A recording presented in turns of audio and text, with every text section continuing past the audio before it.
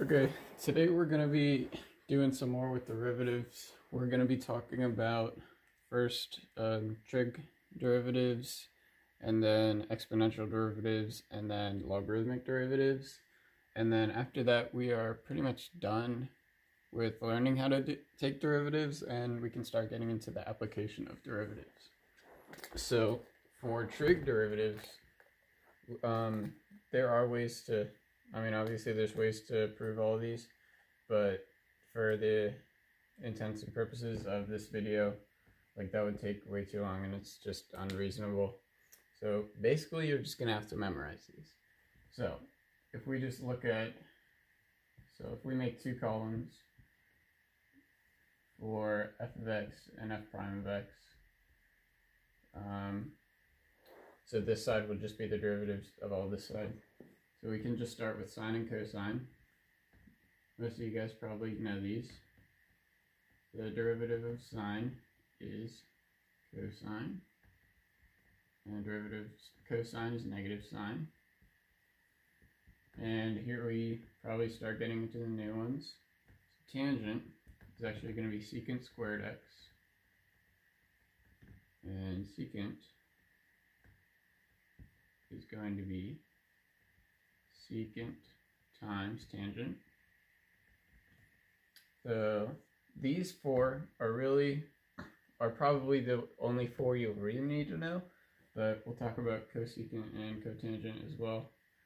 So cosecant x is going to be negative cosecant cotangent,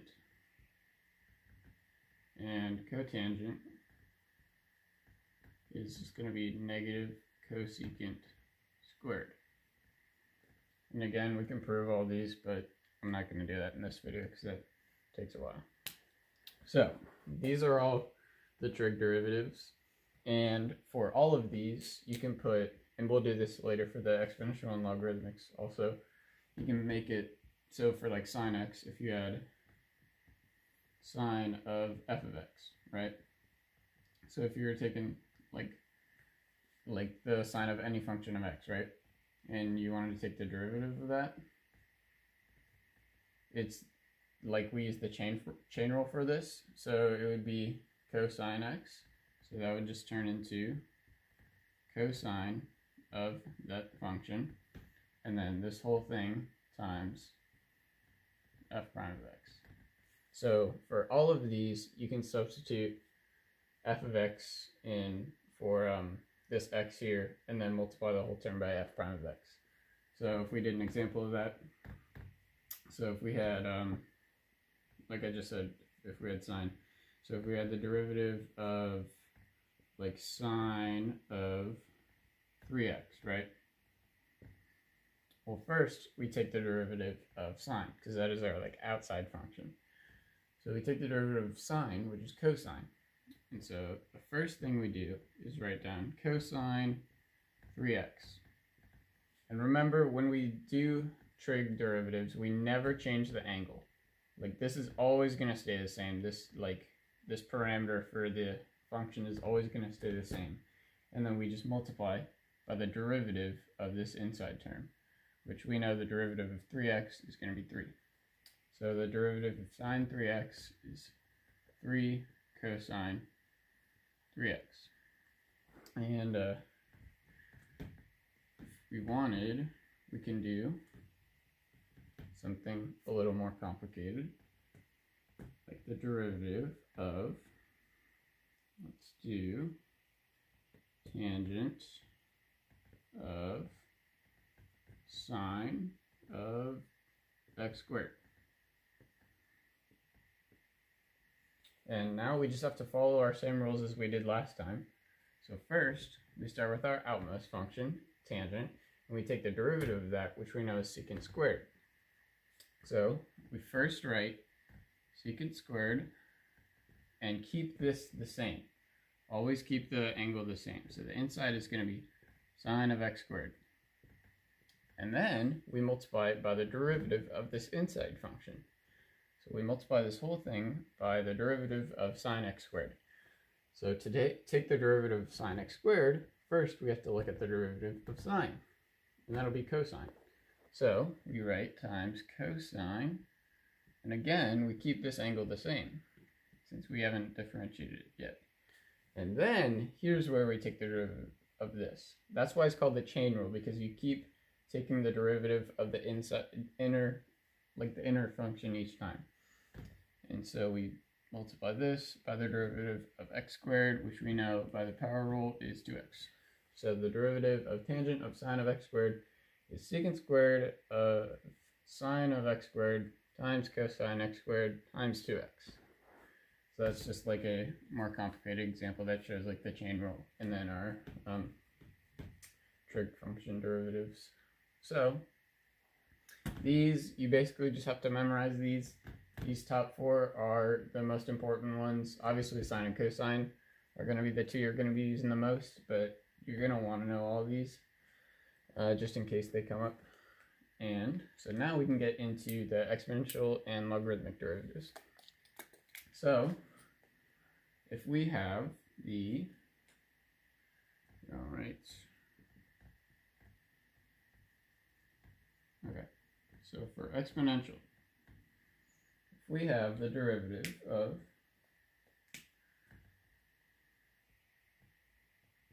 any exponential, so if we had the derivative of a to the x, where a is just any constant, so if we had like 7 to the x or something, so this is going to be equal to that same thing, a to the x, times the ln of a. So if we had, like I said before, if we had the derivative of 7 to the x, that would be 7 to the x times the ln of 7. And the most common one, which you guys probably know, is e to the x. So if we have the derivative of e to the x, that's just going to be equal to e to the x. Because e is a constant, right? It's like 2.71. So we just use this rule up here. So a to the x, with a being e, is just going to be e to the x times the ln of e. And if you remember, the ln of e is just 1, because ln is just log base e. So if you have log base e of e, then the ln and e, they just cancel out and just leave you with e to the x. So with these, we can use implicit differentiation to figure out the derivative of ln. So we'll do logarithmic next.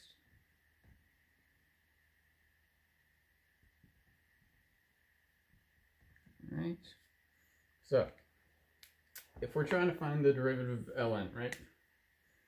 I spelled that wrong. Okay. So if we're trying to find the derivative of ln, so we want to set y equal to ln x. And we're trying to find the derivative of this. So one way we can do that is we can raise both sides to e to get rid of this ln. So we have e to the y equals x, right? And so we can take the derivative of this now, since we know like these rules. So if we take the derivative of both sides here, we would have, again, so we would have this. So we would have e to the y, since we keep this the same, multiplied by ln of a. Ln of e is just 1, so we're just multiplying by 1. But remember, when we're doing implicit differentiation, whenever we have the derivative of something with a y term, we always multiply by dy over dx.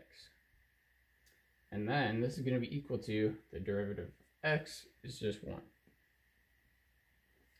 And so dy over dx in itself just means the derivative of y with respect to x.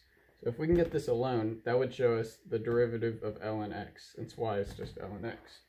So now that we have dy over dx times e to the y, we can multiply e to the y to, or divide it by either side to get 1 over e to the y.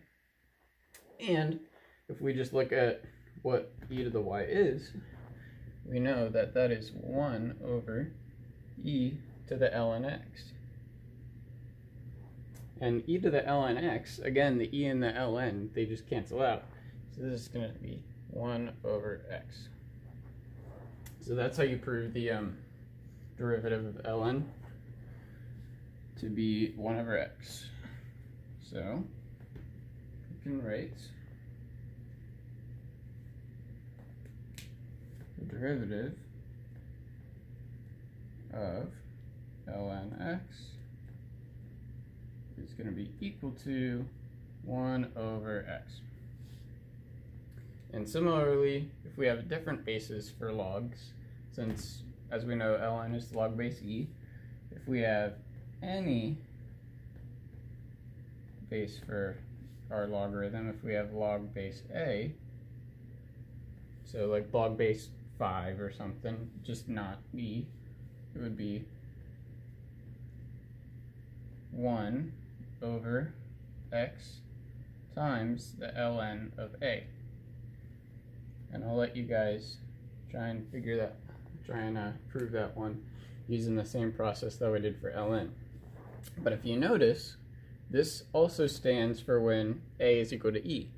So if we have log base e of x, that's the same as ln x, so we know it should be equal to 1 over x. So if we have log base e of x and we're taking the derivative, so that'll be 1 over x times the ln of a. And a is e, so it'll be 1 over x times ln of e, which is just 1 over x. So that proves that this is true. Well, this is true for when a equals e. And for all of these, like we did up here, we can substitute, or we can show that this works with the chain rule. So for, instead of a to the x, if we had the derivative of a to some function of x, so not just x. So if we had a to the x squared, or so like if we had the derivative of 3 to the cosine x, we could take the derivative by doing the same thing we did here. Always keep this the same for the first term. So we have a to the f of x times the ln of a. So this all stays the same, but then we just multiply by the derivative of our f of x. And that's because of the chain rule. We always take the derivative of the first function and then take the derivative of every consecutive function on the inside, like what we did when we had the derivative of tangent of sine of x squared. So I'll run through an example of both of these. And this holds true for all of these. So for like ln of x, you could say the derivative of, here I'll write this down. So similarly, if we had the derivative of ln of some function of x, right? So if we had the derivative of ln of x cubed or something, that's going to be equal to, again, keep this 1 over, and instead of x, it'll be 1 over f of x, since that is our new input. So we take the derivative of the first function, which is 1 over x. So we keep this the same, the inside, like we did up here. We never change the inside. So we have 1 over f of x times the derivative of our function, like we did right here. So that would just be equal to f prime of x over f of x.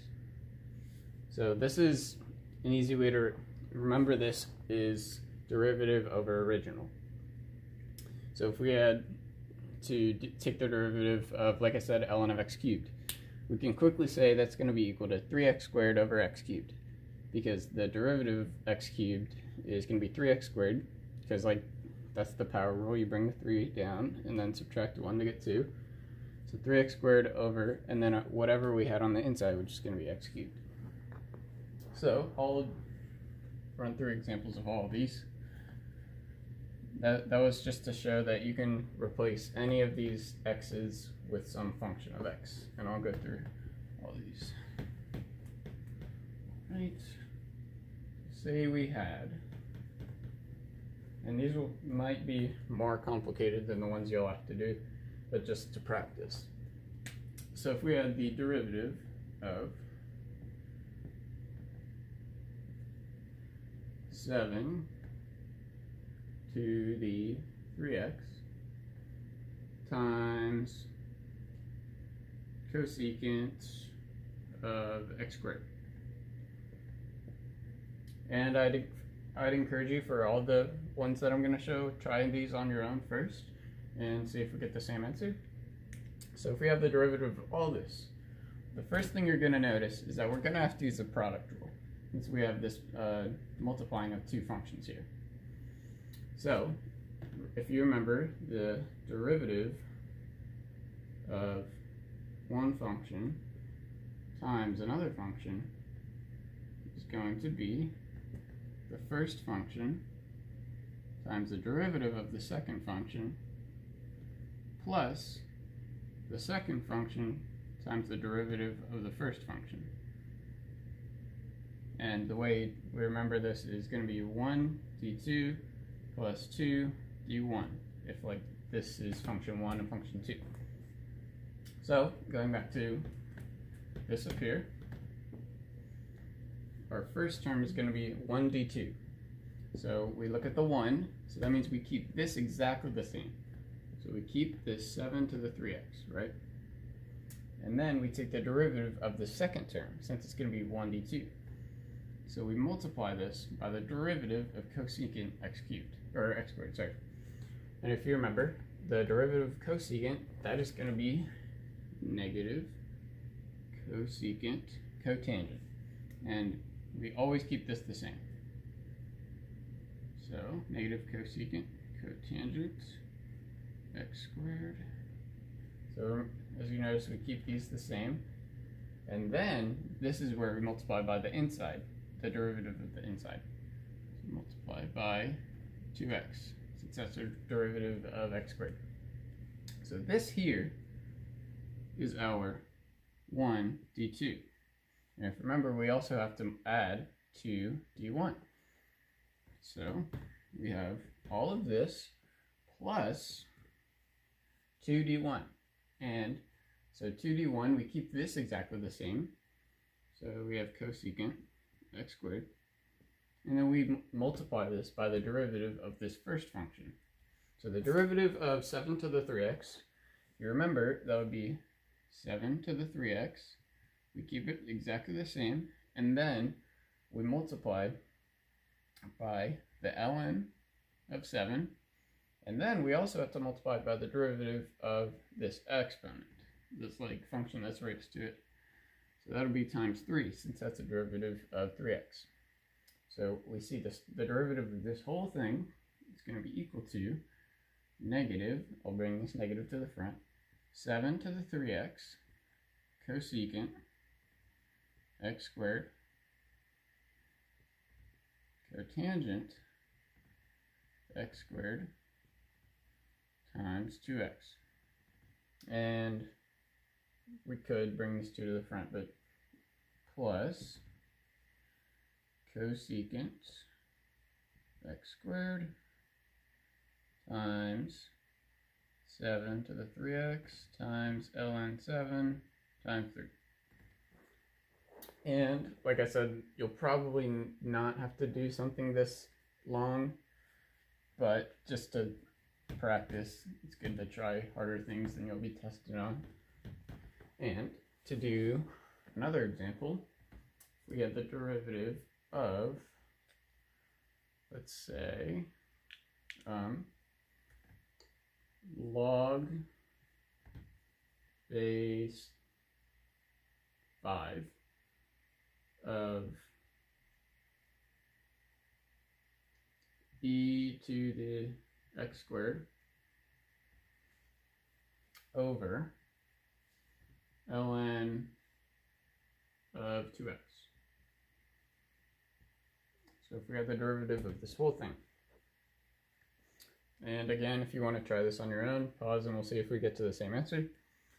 And so the way we come at this is first start by noticing that we have to use the quotient rule, which, if you remember, the derivative of one function divided by another is going to be low d high minus high d low over low squared. So the way that is low d high, so our low function times the derivative of the upper function, minus high d low, so our upper function times the derivative of the lower function over low squared. So this low function multiplied by itself. So that's what we're going to have to do for this. So first we start with our low d high. So we have our low function and we keep it exactly the same. So we have ln of 2x since we have low d high. So now we have to differentiate this up here. So first thing we do is differentiate this log base 5. So the way we do that is going to be times 1 over, and then we keep this the same. So our formula for log base a of f of x was 1 over f of x times ln of a, and multiply this by f prime of x, since that's the chain rule. So if we were to do that, we would have 1 over, this is our f of x, right? This is our inner function for it. So we keep e to the x squared times the ln of 5, times ln of 5. And like before, we have to multiply by the derivative of this inner function. So to do that, we have to take the derivative of e to the x squared. So to do that, first we leave this whole thing the same as it is. So we have e to the x squared, and then just multiply by the derivative of this exponent times 2x. So this is how we differentiate e to the x squared, and we'll have to multiply that here since that's the derivative of this. So we have times 2x e to the x squared, and that's what we just found down here. And that's just our low d high. I may have made this one a little too long, but that's okay. So that's our low d high. So now we have minus high d low. So minus, minus our high d low. I'll start a new line for this. So minus high d low. And I'll write this a lot cleaner when we're finished, because I know it's a little confusing to look at. So minus our high d low, and this is our high function. So now we just have to differentiate this here. And if you remember, ln is super easy. You just look at what's inside and do derivative over original. So if we have the derivative over original, our derivative of 2x is going to be 2 over the original is 2x. So that is our low d high up here minus high d low. But if you remember, this whole thing has to be divided by, I'll write it like this since it would look confusing with the fraction bar, has to be over low squared. So all we do is divide this whole thing by ln 2x squared. And we're done. I'm going to write this a little neater so it's easier to look at. So we have low d high, which is our ln 2x times 2x e to the x squared. I'm just putting this on top of the fraction, over e to the x squared ln 5 minus our high d low, which is log base 5 of e to the x squared times 1 over x, because we can cancel these 2's here. And then